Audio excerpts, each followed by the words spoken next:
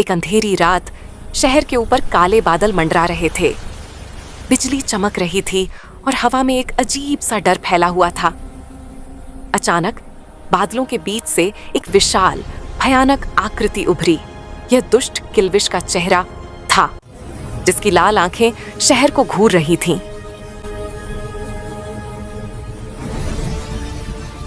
लेकिन एक अकेला हीरो, छोटा शक्तिमान, एक गगनचुंबी इमारत की छत पर खड़ा था। उसका चेहरा दृढ़ था, उसकी आंखों में कोई डर नहीं था। वह जानता था कि उसे इस खतरे का सामना करना होगा।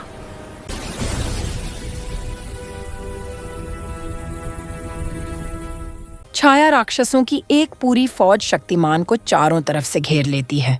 शक्तिमान अपनी पूरी ताकत से शक्ति लगाता है। शक्तिमान की यह रोशनी एक लहर की तरह बाहर की तरफ फैलती है और सभी छाया राक्षसों, शैडो मॉन्स्टर्स को अपनी लपेट में ले लेती है। सभी छाया राक्षस गायब हो चुके हैं। शहर में फिर से शांति छा जाती है और धीरे धीरे सूरज की रोशनी दिखने लगती है। छोटा शक्तिमान मुस्कुराकर लोगों की तरफ देखता है। शक्तिमान अपने हाथ उठाता है और तेजी से आसमान की तरफ उड़ जाता है। किल्विश अपने अंधेरे महल में बैठा है। उसकी आंखों से गुस्सा और निराशा साफ झलक रही है। वह अपनी कुर्सी से उठता है और एक बड़े से पोर्टल की तरफ जाता है। पोर्टल से नीली रोशनी निकल रही है। किल्विश पोर्टल की तरफ हाथ बढ़ाता है। पोर्टल से धीरे धीरे एक अजीब सा चमकदार प्लास्टिक जैसा शरीर निकलता है। प्लास्टिक मैन एक ऊंची बिल्डिंग की छत पर खड़ा है। वह नीचे शहर को देखता है और अचानक वह लंबा हो जाता है और बिल्डिंग से नीचे कूदकर एक गली में चला जाता है और तबाही मचाने लगता है।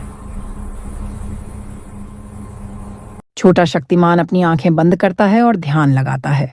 उसे दूर से शहर में हो रही तबाही की तस्वीर दिखाई देती है। छोटा शक्तिमान शहर की तरफ उड़ता है। वह सीधा प्लास्टिक मैन के सामने जाता है। प्लास्टिक मैन अपना हाथ लंबा करके शक्तिमान को पकड़ने की कोशिश करता है, लेकिन शक्तिमान तेजी से बच निकलता है। फिर प्लास्टिक मैन ने शक्तिमान को अपने लंबे हाथों से चारों तरफ से जकड़ लिया है।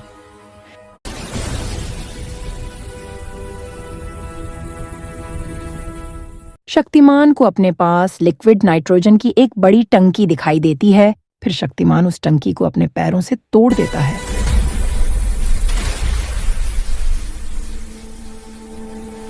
प्लास्टिक मैन का शरीर, जो रबर की तरह था, अब नीला पड़ने लगता है और उस पर बर्फ जमने लगती है। फिर हमारा शक्तिमान उसे एक बार में ही टुकड़े टुकड़े कर देता है। फिर गुस्से में शक्तिमान तेजी से बादलों के बीच से उड़ते हुए किल्विश के महल की तरफ जाता है।